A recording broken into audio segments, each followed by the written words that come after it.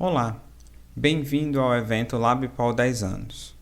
Esta é uma série de vídeos que foram gravados durante o encontro entre pesquisadores que compartilharam sua trajetória e contribuições desenvolvidas no Laboratório de Reologia e Processamento de Polímeros do Departamento de Engenharia de Materiais da UFRN.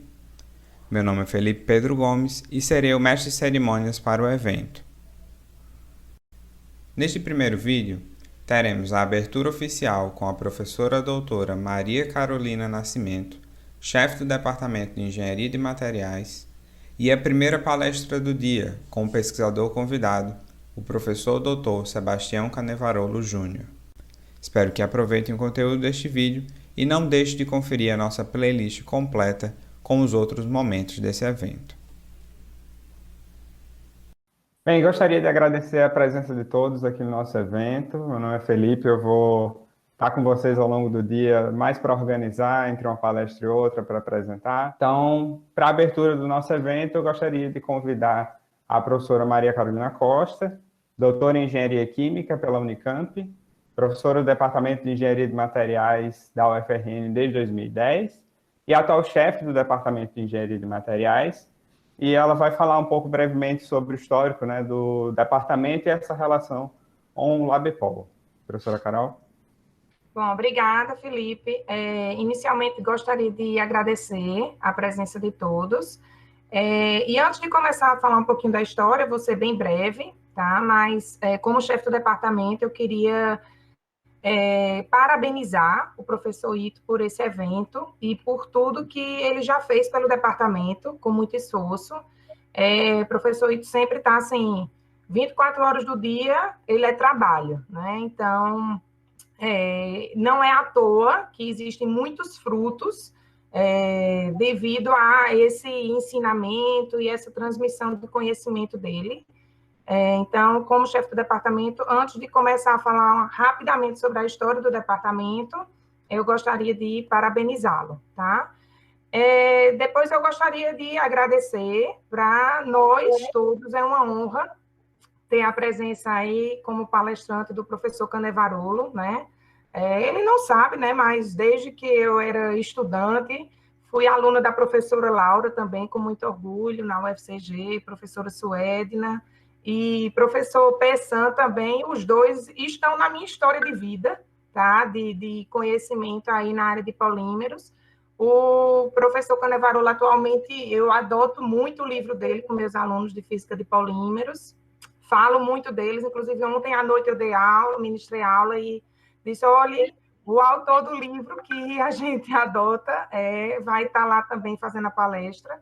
Professor Pessan também não sabe, mas muitos colegas meus também foram orientantes dele, e eu só escuto falar muito bem dos dois, são aí mestres em polímeros, então, assim, realmente é um evento que vai trazer muito para a gente. Eu gostaria de agradecer o aceito pelo convite, tá? E é uma honra para todos nós. Agradecemos a Ito também por ter conseguido trazer aí esses doutores de polímeros para esse evento, tá? Bom, falando rapidamente, então, da história do departamento. Então, o Departamento de Engenharia de Materiais da UFRN teve sua criação aprovada em julho de 2006, e em julho também, né, ele foi oficialmente instalado em reunião extraordinária, instalado no Centro de Tecnologia. Então, inicialmente, os professores que faziam parte do departamento eram professores da engenharia mecânica, e os primeiros laboratórios existentes eram 2 vindos desse departamento da engenharia mecânica e 3 outros que foram criados com o início do departamento de engenharia de materiais. Então, inicialmente, nós tínhamos o laboratório de metais e ensaios mecânicos, laboratório de caracterização de materiais, laboratório de compósitos, laboratório de cerâmicas e laboratório de tratamentos térmicos. Então, tinha uma vacância aí com relação à área dos materiais poliméricos, né? Então, inicialmente ele era composto pelas 3 áreas, polímeros, metalurgia e cerâmica, mas viu-se a necessidade, então, de contratação aí de docentes na área de materiais poliméricos.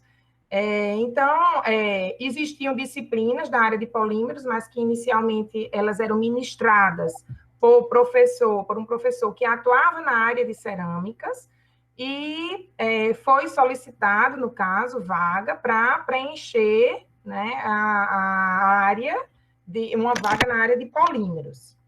Então, ficou decidido inicialmente que o DEMAT precisava de mais algumas vagas, e em julho de 2008, então, a gente teve aí como primeiro professor na área de polímeros, com formação na área de polímeros, o professor Edson Ito, tá? Então, ele entrou em julho de 2008 e, a partir daí, a partir da entrada dele, começou-se a melhorar cada vez mais, né, a construção do prédio, né, com relação a laboratórios de polímeros, e também começou, no caso, essa construção e, aos poucos, né, a fundação, no caso, do Laboratório de Polímeros, de Reologia e Processamento de Polímeros.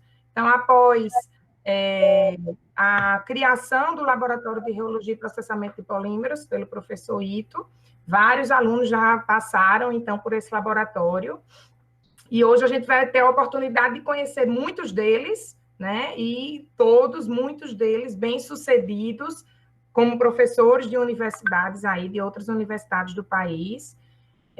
Então, assim, só bons frutos que vem vindo aí desse laboratório. Eu também, né, e comecei no Laboratório de Reologia e Processamento de Polímeros com você, e a gente já fez algumas coisas juntos, e tem muita história já para contar nesses 10 anos, tá? Então, no mais, a apresentação, ele queria uma apresentação breve, rápida do departamento, alguma coisa mais informal, né? Então, mais uma vez, agradeço aí a presença de todos, e obrigada, Ito, também pelo convite para abrir o evento.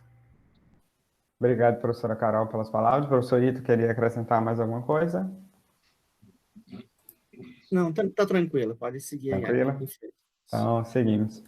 Bem, como a professora Carol falou, nosso primeiro palestrante do dia é uma referência para todos nós, né? Referência nacional e internacional na área de processamento de polímeros e outras áreas também ligadas aos materiais poliméricos, com contribuições que vão desde o ensino, a pesquisa de alto impacto, a divulgação científica e inúmeras ações para o desenvolvimento dessa área no Brasil. Então, é com grande prazer que eu convido o professor Sebastião Canevarolo Júnior, doutor em Polymer Technology pela Loughborough University of Technology, professor titulado da Universidade Federal de São Carlos, membro fundador da Associação Brasileira de Polímeros, ABPOL, e editor-chefe da revista Polímeros, Ciência e Tecnologia, só para citar alguns dos pontos do currículo, mas eu tenho certeza que o professor vai relembrar bem toda essa história para a gente. Então, professor Canevarolo, a palavra é sua. Bom, obrigado, Felipe, obrigado, Edson Ito, pelo convite. Foi um super prazer estar aqui com vocês e participar desse momento alegre que é marcante, né?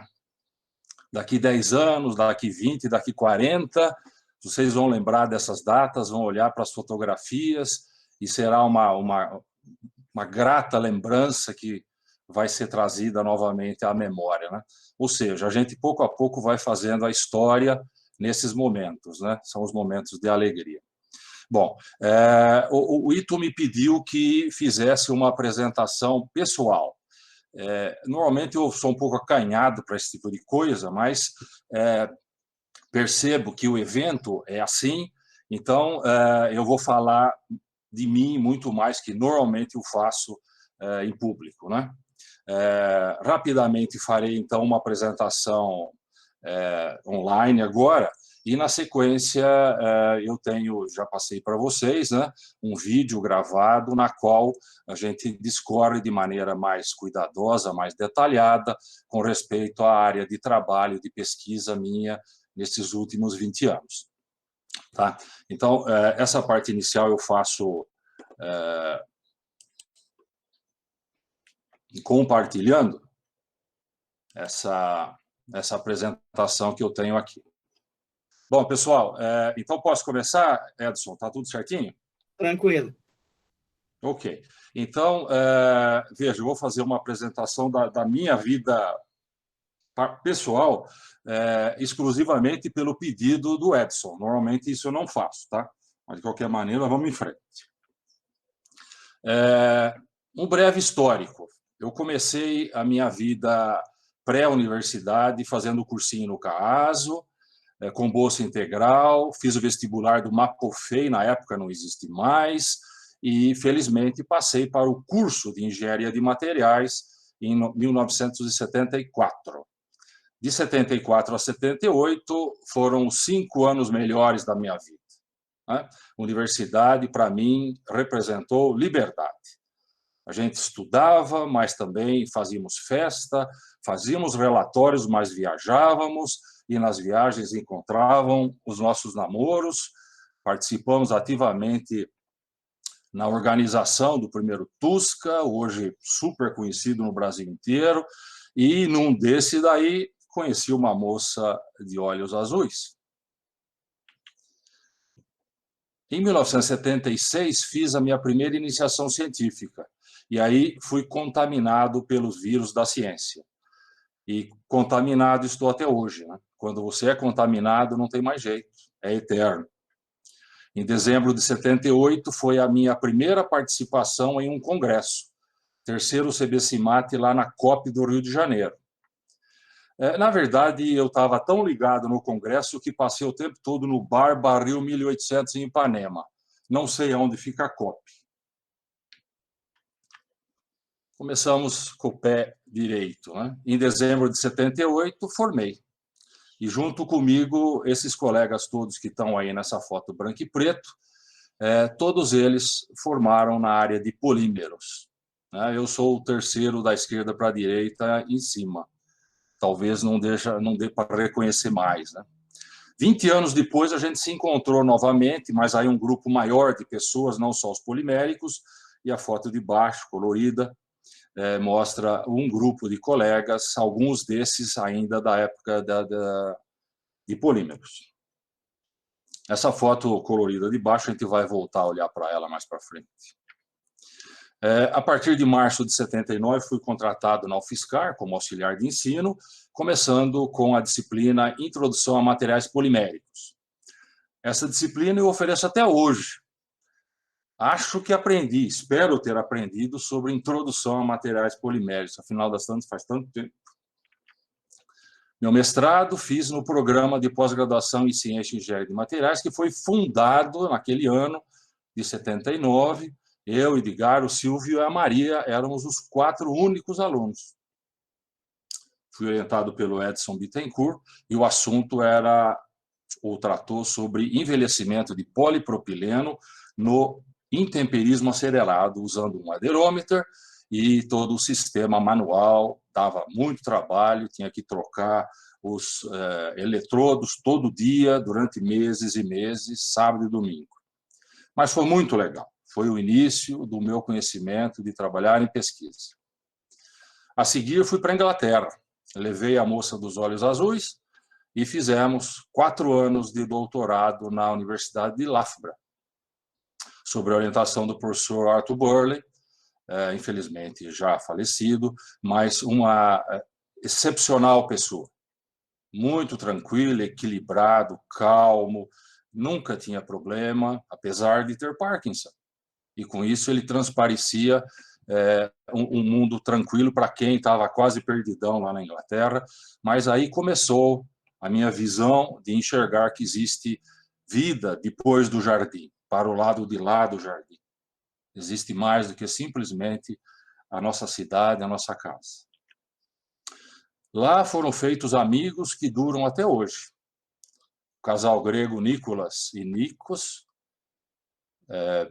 e a Teodora, minha filha chama Teodora por causa dela, o casal iugoslavo e irlandês, Mary Branco, Covas e Cristina, e a Joana, brasileira, que conheci lá, voltou para o Brasil e hoje mora em São Carlos, tão gostosa que é a cidade. De 93 a 94, fiz meu pós-doutorado na Itália com o professor Francesco Di Candia. Foi realmente uma outra grande mudança na minha vida, porque o professor Francesco Di Candia não só sabia de polímeros, mas também sabia declamar a Divina Comédia de Dante Alighieri. Era um cara das artes, entendia tudo de cultura clássica e renascentista. Me ensinou e abriu as portas para o mundo clássico. Se hoje eu sou um amante da cultura clássica e é o meu hobby, eu devo ao Francesco Di Candia. Vi novamente, ou revisitamos a Vitória Vitória, que é a esposa dele, em 2009, num congresso na Sicília, e depois, mais recentemente, em 2015, quando ela me mostrou, extremamente orgulhosa, uma sala de aula chamada Aula Professor Francesco Di Candia, e me disse, olha, quem pediu para que essa sala de aula chamasse Di Candia, foram os alunos. Os alunos adoravam o professor Di Candia. Eu não fui aluno dele, mas da mesma forma eu também o adorava. A minha participação no curso de graduação e pós-graduação na forma de disciplinas. Na graduação tem sido basicamente materiais poliméricos e estrutura e propriedade dos polímeros, durante todos esses anos. Participei com outras disciplinas também, e tenho participado com outras. No programa de pós-graduação, principalmente fisicoquímica de polímeros, mas também participei oferecendo disciplinas como tópicos especiais associados à minha linha de pesquisa. Trabalho de conclusão de curso, orientei vários, muitos deles tornando alunos de mestrado e até doutorado. É o caso do Felipe Bernardo, aí logo o primeiro, o mais recente, que fez TCC, mestrado, doutorado, hoje está em Portugal fazendo um trabalho de co-orientação com o professor Covas. Iniciação científica, eu orientei várias. E o interessante é que logo a Isadora Dibo Pereira é filha do Flávio. E Flávio foi colega de graduação. Interessante como o ciclo da vida se fecha, né? É muito bacana ver que o colega de classe passa para você uma parte da responsabilidade da formação do filho na forma de iniciação científica. Mas não foi só esse caso, não. Teve o caso também do Marcelo Koga Bertolino, que é filho do Zé Roberto Bertolino, colega de graduação também. Então, foram dois casos, não apenas um. Orientações de mestrado concluídas até hoje foram 32. Muitos deles, essa lista toda aí, mais a página seguinte. Onde estão eles hoje em dia? São basicamente professores, pesquisadores e muitos em empresas. E quando eu fiz esse levantamento, me chamou a atenção esse fato. As empresas contratam mestres e doutores também. Isso é muito bom, porque tecnologia e ciência é a mola da inovação. Orientações de doutorado concluídas foram 11, no mesmo caso, muitas deles professores universitários, em outras universidades, seguindo o caminho que eu segui há muitos anos atrás. Também tem indústria. Marcelo Brasil Elias está lá na ITAP Bemis, nos Estados Unidos, no momento. Por sinal, entrei em contato com ele a semana passada, ele teve Covid, mas já está recuperado e avisou, cuidado, porque realmente essa doença é perigosa. Atualmente tenho alunos de mestrado, doutorado, aluno de mestrado de indústria, muito bacana o relacionamento com a indústria, a visão aplicada sempre me chamou a atenção. O Lucivan, um aluno de doutorado, com um projeto que a gente tem com a Case Western Reserve University para dupla diplomação, a Demartíbula, através de um projeto DINTER com a UNO Chapecó, que o programa de pós-graduação fez, e o Felipe Bernardo, que já comentei, está lá no momento fazendo um estágio de 1 ano com o Covas na Universidade do Minho.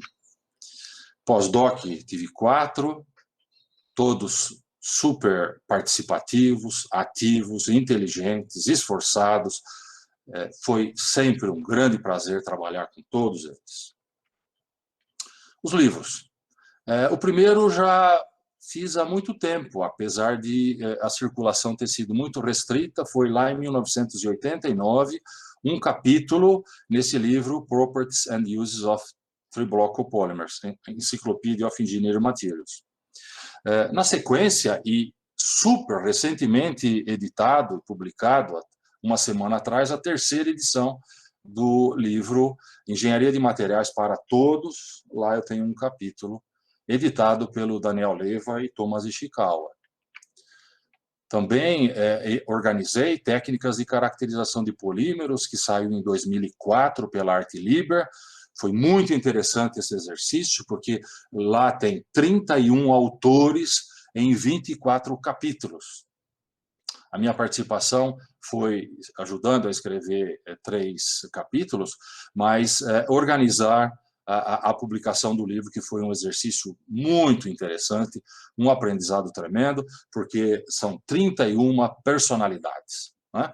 E foram escolhidos porque sabiam o que fazem e, portanto, poderiam escrever um texto. Então, conviver e interagir com mentes brilhantes e tão diversas é um exercício tremendo de paciência, de aprendizado, de conhecimento. Depois escrevi o livro Ciência de Polímeros, que saiu a terceira edição em 2010. No momento, estou trabalhando com a 4ª edição, que espero que até o meio do ano que vem ela saia. Isso teve a direta participação do Zé Roberto Gonçalves, que é o dono da Arte Liber, e acreditou que um livro técnico específico na área de polímeros seria vendável, né? E o último levantamento em dezembro de 2019 mostra que já foram vendidos 11.000 exemplares para um livro técnico, né? Saiba, e tenho certeza que você sabe, que existe uma cópia pirata do PDF na internet, né? Então, se vendeu esse tanto, imagina. Por último, e essa foi a última atividade minha, na forma de publicação de livro, com um acordo através da Hanser Publication, de Munique, na Alemanha, nós fizemos a versão em inglês do Ciência de Polímeros, editando Polymer Science, que é um livro bem mais estendido, como se fosse a 4ª edição do Ciência de Polímeros, publicado pela Hanser e vendido, comercializado pela Amazon, né? Já está disponível desde o último dia do ano passado. Bom, com respeito à pesquisa científica, tenho 3 áreas de atuação: monitoramento em tempo real do processo de extrusão, que é o assunto mais importante, que será abordado mais detalhadamente no próximo vídeo, rheologia e processamento de polímeros e degradação de polímeros. Os 2 últimos itens estão totalmente relacionados com o primeiro, e eu uso o monitoramento em tempo real para entender a rheologia, processamento, degradação e assim por diante. Participação na organização de congressos científicos. Foram 14 que eu consegui listar diretamente na organização, seja organizando um simpósio, seja na comissão de organização, seja na forma de organizador principal, responsável, coordenador geral. Bacana também a organização de congressos de C, escola de verão. Isso é muito bacana. Nas escolas de verão de engenharia de materiais, que é o FISCAR, que o DEMA faz regularmente, trazendo alunos do ensino médio para ver os laboratórios, escutar os professores, as demonstrações práticas e ver o brilho no olho do jovem. Isso é que realmente anima, incentiva e faz a gente se esforçar mais e mais e mais a cada dia. Bom, por que participo tanto de congresso, né? Talvez seja porque a gente viaja.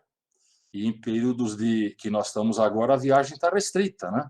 Viajar significa conhecer um novo ambiente, um novo país, uma nova língua, uma nova cultura, uma nova religião, uma nova forma de encarar a vida, o grupo social, família, como se relacionar. E saber que existem formas diferentes é a gente entender o outro. No fundo, é tornarmos mais complacentes e conseguir compreender os outros. Isso significa aumentar a aceitação do que é diferente. Não existe o certo, não existe o errado no mundo das pessoas. Existe simplesmente cada um dentro do seu mundo. Palestras, tenho feito várias, né? E uma delas que me agrada muito fazer é a divulgação da ciência de polímeros, né? Uma palestra de divulgação que eu normalmente chamo um século de ciência de polímeros, para onde todo esse conhecimento pode nos levar. Isso para jovens que não começaram ainda a graduação ou que estão iniciando a graduação em engenharia de materiais, abrindo o mundo dos plásticos, dos polímeros. Também falo, evidentemente, da minha área de atuação, que são técnicas ópticas inline para a caracterização do processo de extrusão. Isso será assunto do próximo vídeo que a gente vai apresentar na sequência. Atividades editoriais, já foi dito pelo mestre de cerimônias desse evento, né? Eu sou editor-chefe da revista Polino Ciência e Tecnologia e também pertenço ao corpo editorial da revista Materials Research. Consultor ad hoc de várias outras. Patentes. Tem uma que foi concedida, que é o turbidímetro, e outra que foi pedido, agora em 16, mas no INPI as coisas demoram bastante, então não adianta ter pressa, 4 anos não é nada, mas um dia talvez a gente consiga também a patente desse equipamento de espalhamento de baixo ângulo. Como não temos tanto tempo, eu não vou falar sobre ele no vídeo aula. Eu cortei essa parte, que estava muito extensa, só para esse assunto levava 20 minutos de apresentação. Participação em eventos, congressos internacionais, consegui listar 54, sendo preferencialmente a PPS, 17 da PPS. Isso é por causa que a PPS tem, às vezes, até 3 congressos no mesmo ano, diferentemente do CBPOL, que tem um a cada 2 anos. Portanto, 12 CBPOs de participação é mais, né? É um período muito mais longo que o 17 da PPS. E os demais também foi um grande prazer participar, DEMAEX, CECEM, SANCAS e assim por diante.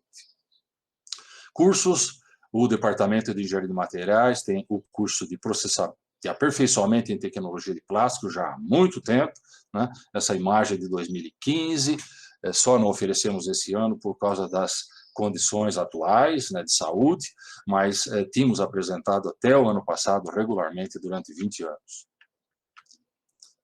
Em company, vários foram ofertados no passado, agora parece que volta o interesse em função da possibilidade de se fazer online. Projetos de extensão. O mais importante que eu fiz foi com a Tetra Pak. Esse trabalho foi feito lá na matriz, em Lund, na Suécia.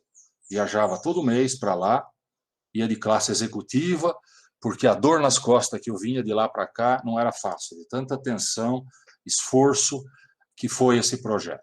Mas foi um enorme aprendizado para saber como uma empresa consegue se manter no mercado durante tantos tempos e ser a única no mundo.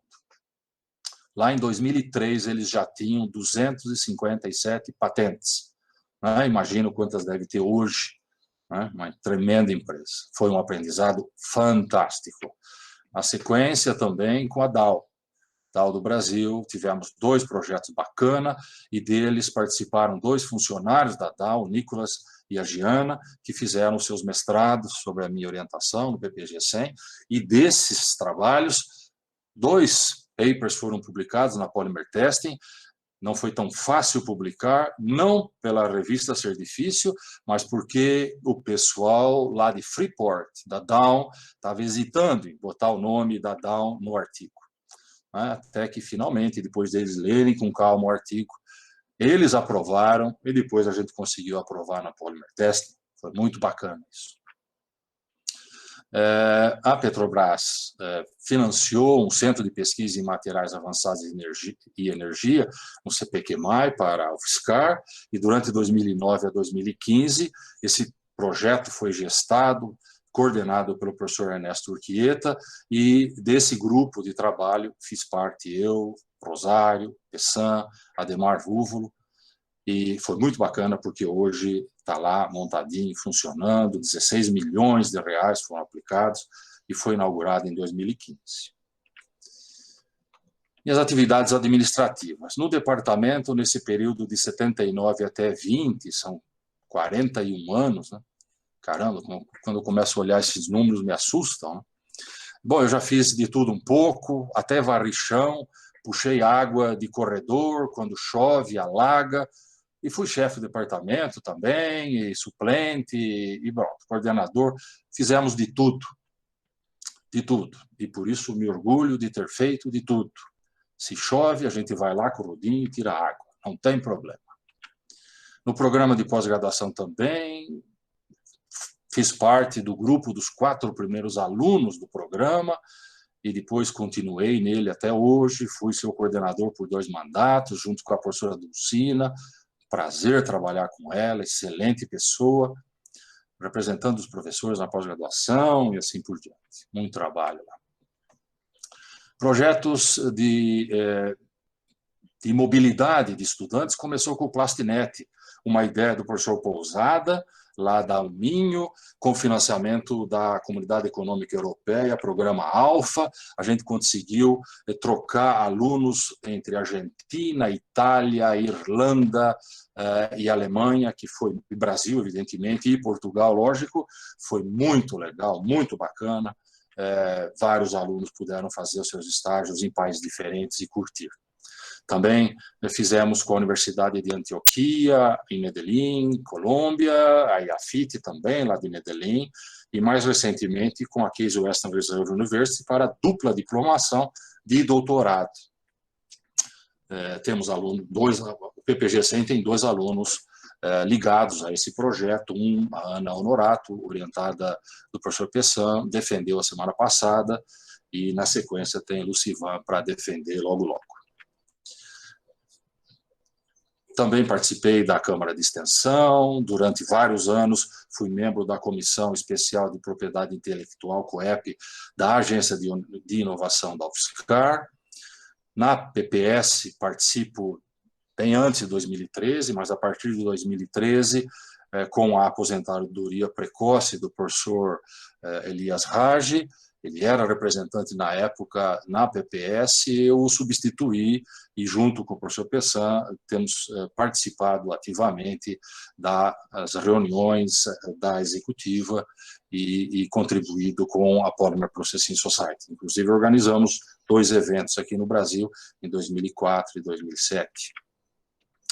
Participei também na esfera municipal, como membro do Conselho Municipal de Ciência, Tecnologia e Inovação de São Carlos, de 2007 a 2010, e de 2007 a 2008, também como membro do Conselho Municipal de Desenvolvimento Econômico e Social, CONDES, a convite. Na ABPOL, na ABPOL estamos aí desde o início da sua fundação, em 1988, lá também fiz de tudo, não varri água, não puxei água porque lá nunca vazou, como no nosso laboratório, mas fiz de tudo lá também, desde a situação mais simples, carregar uma carta até o correio, até chegar à posição de vice-presidente. Hoje sou coordenador e editor-chefe da revista Polímero Ciência e Tecnologia, que me orgulha muito. Realmente é muito bacana essa revista. DEMAEX, Associação dos Ex-Alunos da Materiais, participei desde o início, de 2007 a 2008 fui o seu presidente, junto com o Tomás, o Fabrício, o Marcos e o Omar Maluf. Naquele ano, assim como os anteriores, organizamos o Simpósio de Engenharia de Materiais DEMAEX, que costuma presentear o aluno de destaque.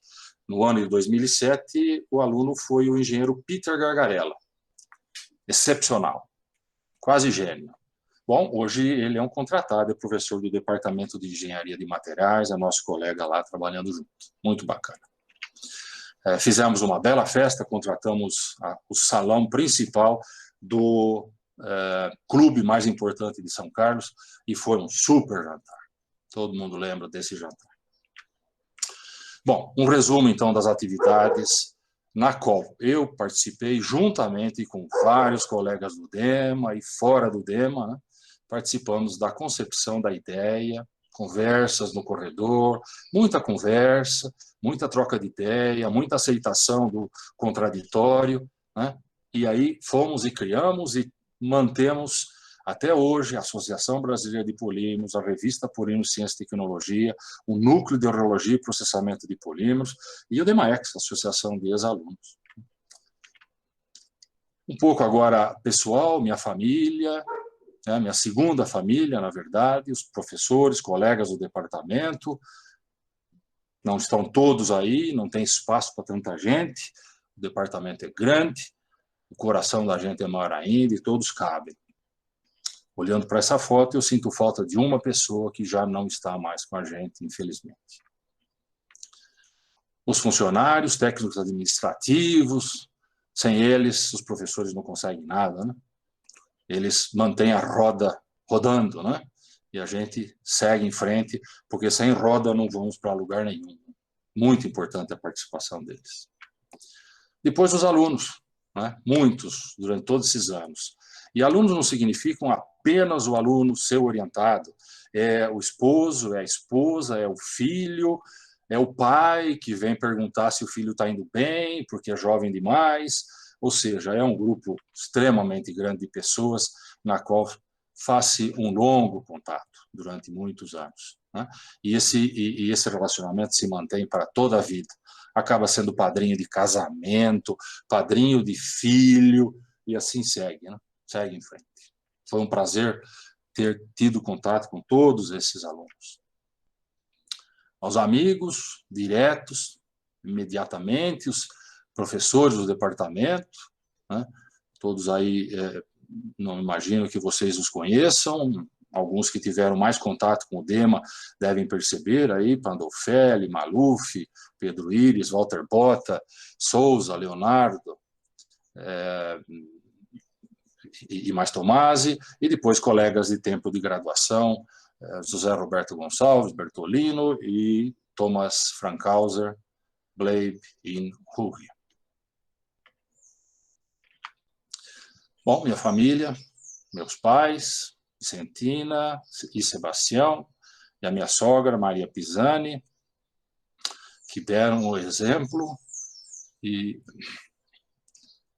foram o sustento para todos esses anos. Infelizmente, já não estão mais com a gente. Na festa, quando eles comemoraram 80 anos, fizemos festa nos dois casos e a família se reuniu. Que coisa mais bacana, que está todo mundo junto.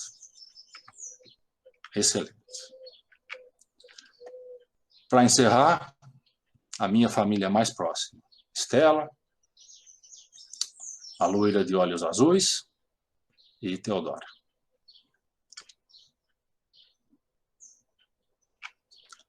Bom, essa é a minha vida dedicada à família e ao mundo polimérico. Muito obrigado pela sua atenção e principalmente pela paciência de me escutar. Obrigado.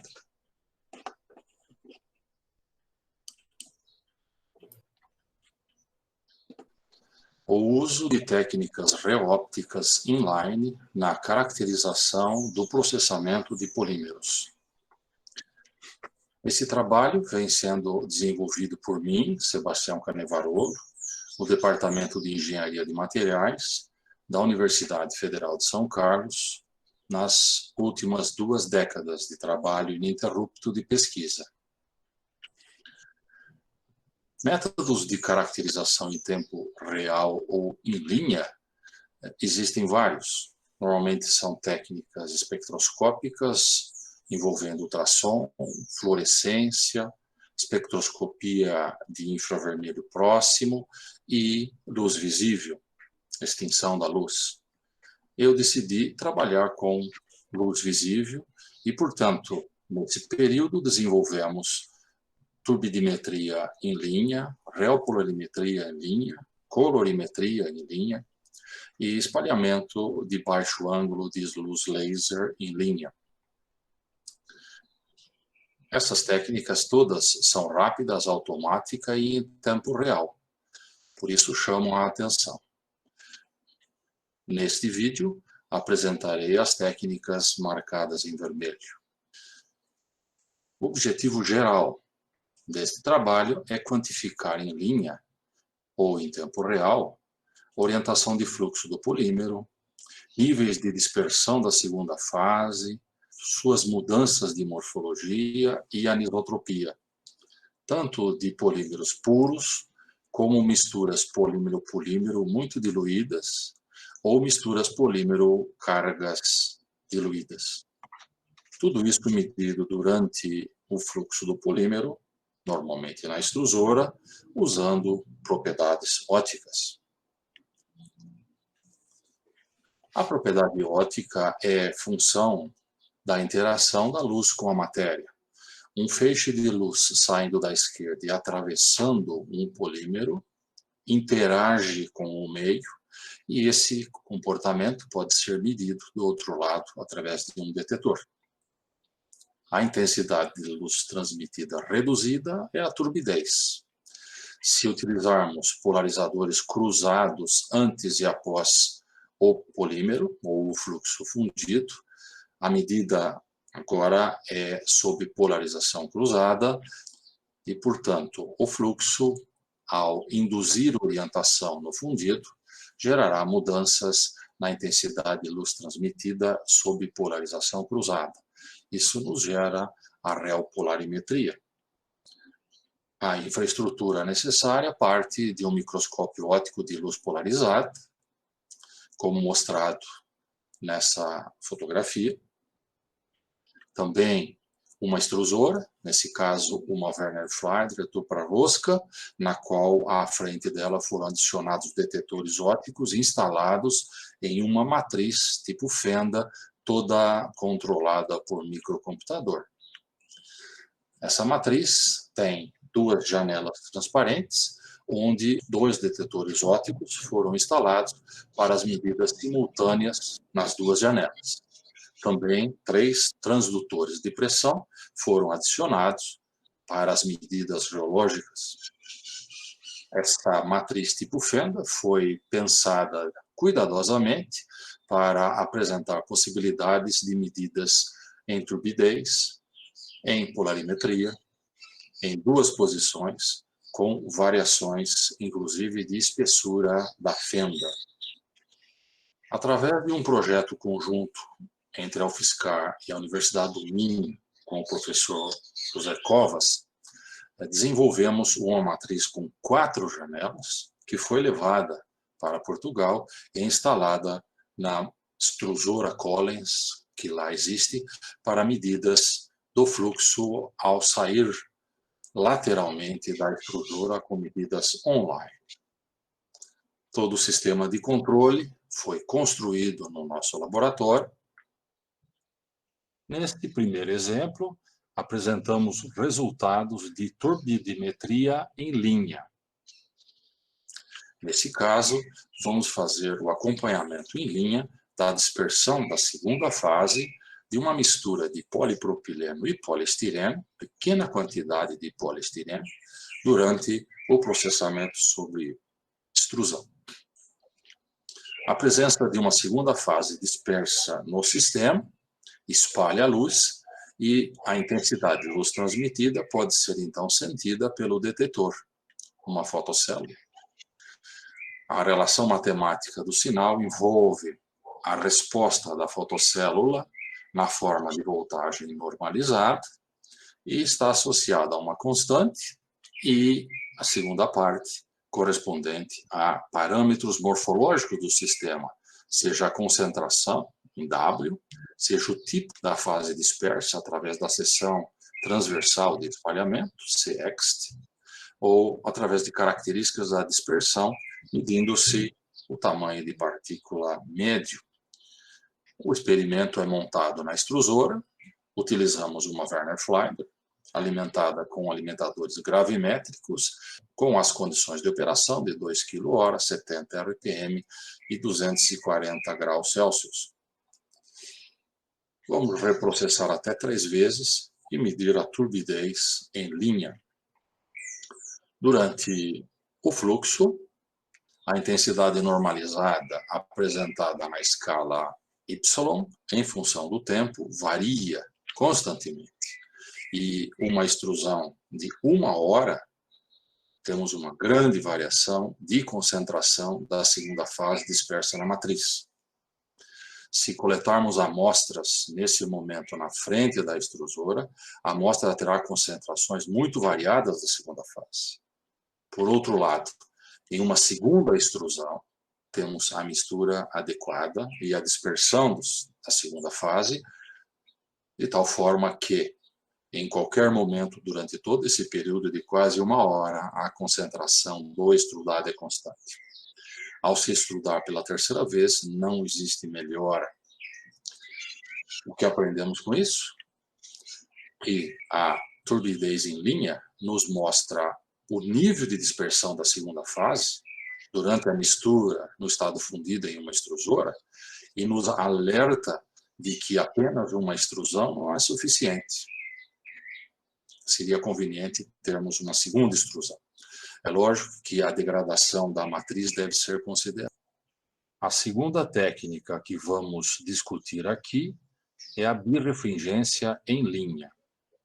Nesse caso, vamos utilizar a polarização cruzada, com 2 polarizadores cruzados entre si, e a medida da intensidade pelo detetor nos dará informação com respeito à diferença de caminho óptico.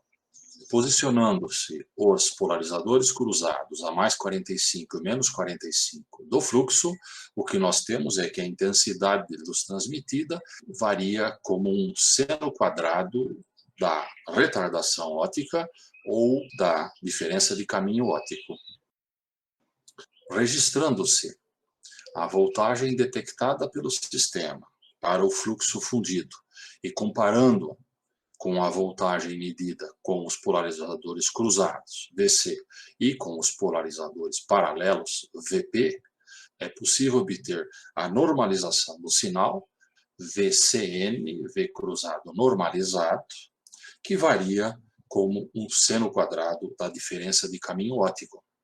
Essa variação, então, é normalizada entre 0 e 1, tem o seu pico na metade da primeira ordem a 275 nanômetros e tem o seu mínimo ao fim da primeira ordem a 550 nanômetros. A voltagem normalizada sendo uma função seno quadrado de OPD, podemos então obter OPD a partir de um arcosseno da raiz quadrada da voltagem normalizada. Conhecendo-se OPD e a espessura do caminho óptico, T, podemos calcular a birrefringência dividindo-se OPD por T, todos em nanômetros. No nosso caso, a fenda da matriz da extrusora tem 1,5 milímetro de espessura, ou seja, 1.500 nanômetros. Com isso, a birrefringência nos dá uma indicação direta do nível de orientação das cadeias poliméricas no estado fundido e também do conteúdo de polímero fundido. No quarto exemplo, usando reopolarimetria em linha, vamos quantificar a orientação do polímero durante sua deformação em cisalhamento planar controlado. Para isso, vamos utilizar um microscópio óptico com polarização cruzada e adicionarmos no slot do microscópio uma placa para quantificação da luz polarizada cruzada. Esse sistema foi desenvolvido no nosso laboratório, apresentando 2 fotocélulas, uma delas coberta por um analisador, que medirá a birrefringência, e a outra livre para medir a turbidez. As medidas de birrefringência e turbidez são feitas simultaneamente. Precisamos de uma placa de cisalhamento e, portanto, usamos uma Lincoln CSS 450, um sistema de cisalhamento de placas paralelas. Esse sistema funciona rodando-se a parte inferior da placa de vidro, a parte superior desce e fecha o polímero dentro desse sistema aquecido. Aumenta-se a temperatura, levando-se até a condição de trabalho, e tem-se a possibilidade de se cisalhar a amostra e medir o comportamento óptico através da janela transparente. Uma representação esquemática de todo o conjunto mostra o microscópio à direita, Na parte intermediária, o conjunto de controle eletroeletrônico e à esquerda, um computador com um programa para a coleta de sinal e apresentação interna. No experimento, vamos utilizar uma matriz de poliestireno ou de polipropileno, na qual o segundo componente foi adicionado em pequena quantidade. Vamos fazer misturas diluídas de um componente no outro, que foram obtidas extrudando-se em uma extrusora Baker-Perkins, a 210 graus Celsius, com concentrações até 0,4%. Essa mistura agora diluída de poliestireno com PP ou PP com poliestireno é adicionada no sistema de cisalhamento e a voltagem normalizada é medida com o aumento da taxa de cisalhamento. Na primeira parte deste ensaio, medimos o comportamento do poliestireno puro. A medida é possível de ser feita até mais ou menos 50 por segundo, quando então o polímero fundido começa a sair fora do espaço entre as placas do reômetro. A partir desse ponto, a medida perde sensibilidade. A escala X, taxa de cisalhamento, está em escala linear, transformando-a para uma escala log. O comportamento agora segue o já conhecido seno quadrado, na qual a voltagem normalizada está associada à diferença de caminho óptico por um seno quadrado. Podemos tirar o OPD dessa equação, transformando-o em um arco seno da raiz quadrada da voltagem normalizada. Ou seja, a relação de Vn com OPD é novamente um seno quadrado, representado por essa curva. A partir de 330 nanômetros de OPD, a instabilização do sinal é muito grande e dificilmente consegue-se obter dado experimental confiável. Conhecendo-se o OPD, é só dividir pela espessura da amostra, nesse caso 400 nanômetros, e temos a birefringência apresentada na escala Y, como uma função da taxa de cisalhamento na escala X em escala logarítmica. Isso nos dá uma reta, na qual, extrapolando-se para a birefringência zero, quando então a deformação é tão lenta quanto a relaxação e, portanto, não geração de orientação, temos o tempo de relaxação da amostra, que nesse caso é um poliestireno, sendo deformado a 210 graus Celsius. O tempo de relaxação é mais ou menos 1 segundo. Mas poderíamos trabalhar com misturas diluídas, na qual ao poliestireno puro uma pequena quantidade de polipropileno foi adicionada, ou a situação invertida, na qual a curva preta nos mostra a curva senoidal de intensidade normalizada versus taxa de cisalhamento em escala logarítmica. A adição de uma pequena quantidade de polipropileno ao poliestireno matriz desloca a curva para a direita, mostrando o efeito da birefringência de forma. A segunda fase dispersa de polipropileno deforma com o cisalhamento imposto no sistema, contribuindo positivamente para a birefringência e deslocando a curva para a direita. Quando a matriz é de polipropileno e poliestireno adicionado, o efeito é ao contrário, com o deslocamento da curva para a esquerda, pois a birefringência do poliestireno é negativa. Em birefringência, nos dá a curva de birefringência como apresentado versus taxa de cisalhamento em escala log. Como esperado, temos retas que extrapolam para a birefringência zero, definindo o tempo de relaxação do poliestireno como sendo aproximadamente 1 segundo, e o tempo de relaxação do polipropileno como sendo aproximadamente 1/10, 0,1 segundo. A cadeia de polipropileno é muito mais móvel que a cadeia de poliestireno.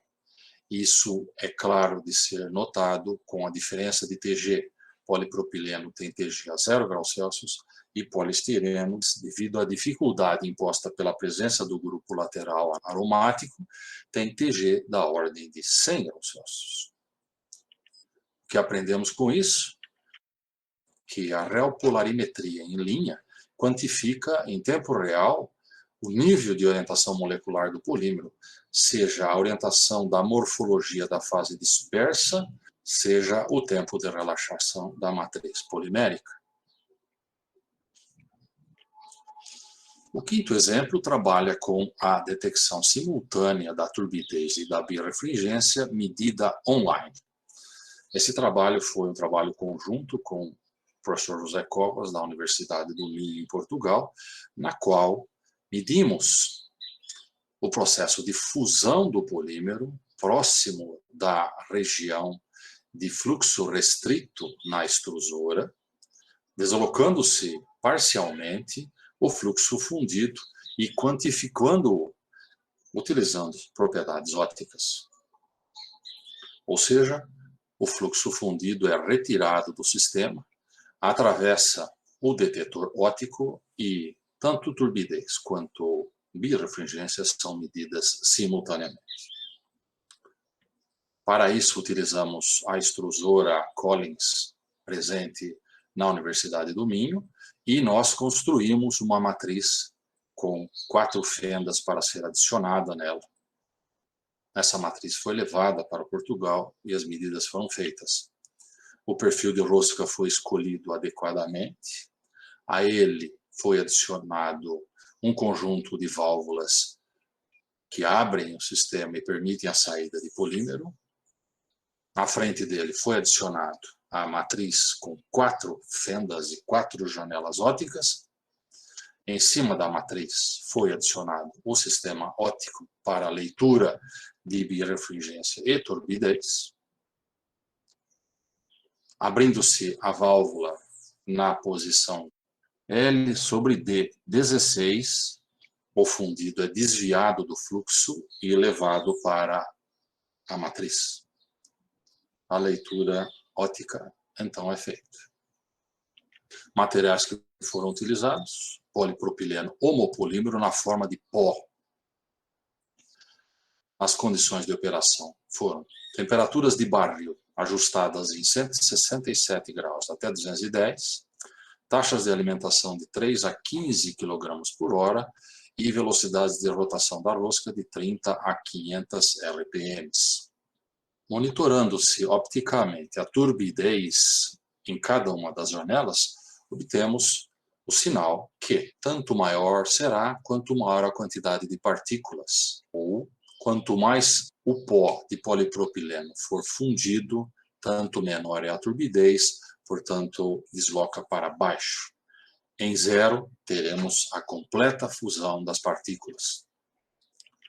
Coletando-se a amostra extrudada a 167 graus, com 3 kg por hora, na janela relativa a L sobre D16, essa janela corresponde à última posição após passar todos os elementos de malaxagem. O sinal é praticamente 0, indicando que todo o polímero estava fundido. Medindo-se na janela imediatamente anterior, na posição L sobre D15, temos sinal de turbidez. E tanto maior a velocidade de rotação da rosca, tanto maior é a turbidez, indicando que tanto mais partículas sólidas ainda estão presentes. Essa curva deverá descer se aumentarmos a temperatura, com a fusão das partículas já na posição 15. Por outro lado, coletando-se a amostra na posição 14, muito sólido é observado. Veja a curva vermelha, indicando alta turbidez. Essa curva tende a cair se aumentarmos a temperatura de 170 para 175. Nessa condição, em todas as janelas, o fluxo é de um fundido completo, dizendo que, quando o sistema está extrudando a 175 graus, o polipropileno funde muito antes de atingir os elementos de malaxagem, já dentro do fundido. A mesma medida pode ser feita com birrefringência, mas agora o sinal fica exatamente trocado. No estado sólido, birrefringência muito pequena, podemos considerar 0, e com a fusão e a produção de polímero no estado fundido, orienta-se a cadeia, e orientando-se a cadeia, consegue-se birrefringência de fluxo. Portanto, o sinal de birrefringência aumenta com o aumento da fusão das partículas de polipropileno. Ou seja, extrusão nas janelas 16 e 15, imediatamente após passar pelo elemento de malaxagem e imediatamente anterior a ele, apresentam fusão completa. Mas na posição 14, não. Se aumentarmos a temperatura de 170 para 175, mesmo na janela 14, temos o sistema todo fundido.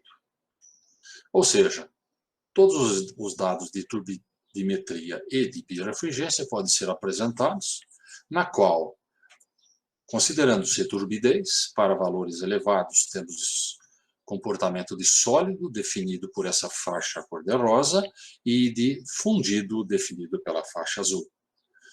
Para birrefringência, a interpretação deve ser pensada de forma oposta, com os valores baixos de birrefringência denotando fluxo com grande quantidade de sólidos e valores altos de birrefringência, fluxo com grande quantidade de material fundido. Com isso, podemos produzir um perfil de fusão do polipropileno na região de restrição gerada pelos elementos de malaxagem da rosca. Dependendo da rotação e fixando-se a 90 RPM, o que nós temos a temperaturas de 167 graus, já na posição de malaxagem nós temos o fundido, e anteriormente a ela, fluxo com muita partícula sólida. Aumentando-se a temperatura para 170 e para 175, o fundido é deslocado upstream, para a esquerda, fazendo com que material fundido já chegue nos elementos de malaxagem nessa condição. Por outro lado, se a temperatura for fixada a 170 graus, o comportamento é muito parecido para a rotação de rosca a 50, 90 e 150 RPM. Gerando, então, o perfil de fusão do polipropileno na zona de restrição da extrusora gerada por um elemento de malaxagem. Com isso, aprendemos que propriedades ópticas é uma ferramenta extremamente poderosa para quantificar em linha e em tempo real o processamento polimérico. Podemos trabalhar com diferentes condições de processo e obtermos dados que suportam simulações computacionais envolvendo o tamanho do volume fundido, o padrão de fluxo do fundido e efeitos de elementos de rosca. Diferentes elementos de rosca podem ser analisados, permitindo, então, um vasto campo de trabalho para o entendimento quantitativo do processamento. Dados esses que podem subsidiar simulação computacional. Com isso, chegamos ao final dessa apresentação e gostaria de apresentá-los algumas conclusões gerais. Sistemas de detecção óptica inline podem quantificar em tempo real mudanças morfológicas em misturas de polímeros diluídas e polímeros puros durante o fluxo. Podemos utilizar turbidimetria, polarimetria e espalhamento de baixo ângulo de luz. Na turbidimetria em linha, podemos acompanhar mudanças na morfologia da fase dispersa, seja na forma de tamanho, forma e dispersão, e efeitos do aquecimento viscoso durante o fluxo. Com a reopolarimetria, medindo birrefringência, podemos quantificar a orientação de fluxo do polímero fundido, birrefringência de fluxo, e quantificar a morfologia da segunda fase, medindo-se a birrefringência de forma. Tudo isso medido diretamente no fluxo fundido, por exemplo, na cabeça da extrusora, durante processamento. Todo esse trabalho nos últimos 20 anos não poderia ter sido possível se não se tivesse tido a contribuição de inúmeros amigos, sejam colaboradores, professores, pesquisadores, sejam ex-alunos de doutorado, atuais alunos de doutorado e alunos de mestrado. Não vou ler todos os nomes, estão aí listados, prefiro mostrar algumas fotos que representam esses muitos anos de trabalho. Quero agradecer também às instituições financeiras, CNPq, CAPES e FAPESP, que ajudaram a comprar muitos dos acessórios e partes para a construção dos detetores ópticos, as empresas que doaram material, BASF, Nova, Braskem e a Motec Film, e, evidentemente, a vocês pela atenção.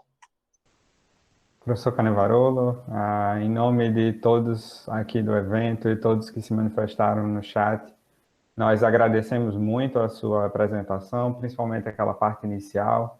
Eu acredito que muitas vezes a gente se prende ao nome na história, mas eu acredito que com palestras como essa sua hoje, nós sentimos que é muito mais o exemplo, o trabalho e as parcerias que construímos ao longo desses anos que fazem realmente a história, e uma história muito bonita de acompanhar e de seguir, né, pela frente, no caminho do futuro dessa área no Brasil e no mundo. Então, enquanto o pessoal ainda se prepara mandando mais alguma pergunta ou se prepara para falar, eu queria falar um depoimento pessoal em nome do professor Canevarolo, que quando eu falei lá no início que era uma referência internacional, não é à toa. Na primeira vez que eu encontrei com um professor que é uma referência para mim, que é o John Vakopoulos, lá do Canadá, quando eu falei que era brasileiro, o primeiro nome que veio na cabeça dele já era perguntar se eu conhecia o professor Canevarolo. Então, mostra o poder dele dentro da sociedade internacional, né, principalmente da PPS, em representar o nosso país. Então, para nós brasileiros é um orgulho muito, muito grande ter o seu nome como referência internacional também, com certeza. Obrigado, Felipe. Obrigado. Com relação ao trabalho em si, né, a pesquisa que foi apresentada, eu teria uma pergunta que é com relação tanto à importância quanto à capacidade da integração dessas medidas inline para o controle da operação da extrusora. Então, existe já algum potencial, é possível aplicar, pensando nesses sensores em malha fechada, com relação à extrusora? Há algum planejamento nesse sentido? Bom, a ideia se captou rapidamente, é exatamente tornar um circuito fechado na qual o controle seja o mais automatizado possível, né? No primeiro momento, elimina-se o tempo que leva para fazer a medida no laboratório, substituindo por alguma coisa que é em tempo real. Na sequência, o controle de rotação, de temperatura, de taxa de alimentação dos componentes pode ser todo ajustado, puxamento para o alongamento, coisas que eu não mostrei aqui também, porque tive que cortar bastante a apresentação. Vocês devem ter percebido que trunca em alguns momentos, né? Mas tudo bem, espero que isso não tenha atrapalhado muito. A ideia é essa mesmo, Felipe, tornar a situação a mais automatizada possível, porque assim milhares de toneladas de material são evitadas de serem perdidas, né? Veja aquele primeiro exemplo, que ele é bastante didático, por isso que eu fiz questão de mostrá-lo, né? A gente faz uma extrusão, bota na extrusora, extruda uma vez, visualmente está tudo em ordem, a gente acha que está bem disperso, não extruda de novo, numa segunda vez, e aquela qualidade, cada pellet é diferente, né? A gente pega aí um pellet, vai no DSC, que não precisa mais do que um pellet, e aquele pellet pode ter comportamento completamente diferente do pellet que está do lado, né? Que não foi escolhido. Então, estudar pela segunda vez é algo praticamente obrigatório, né? E pronto, e a gente aprende rapidamente com isso, né? Aquele exercício, inclusive, eu mostro em sala de aula, para que fique bem claro para a pessoa, né? Uma extrusão só não é suficiente. É lógico, e eu comento isso na gravação, que a degradação da matriz e da segunda fase, de tudo que está ali, deve ser considerada no fato de sujeitar o material a um novo processo, um novo ciclo de cisalhamento e temperatura. Isso deve ser considerado e o equilíbrio tem que ser descoberto e encontrado e aplicado. Ok, Felipe. Com certeza. E eu acredito também, eu vejo muito potencial para compreensão também. Eu acredito que até para a questão teórica mesmo, de entender um pouco mais sobre essas inconsistências na extrusão e vejo muito potencial naquele exemplo online, quando a gente entende o momento em que está acontecendo o derretimento do material. Eu acredito que, por muito tempo, a extrusora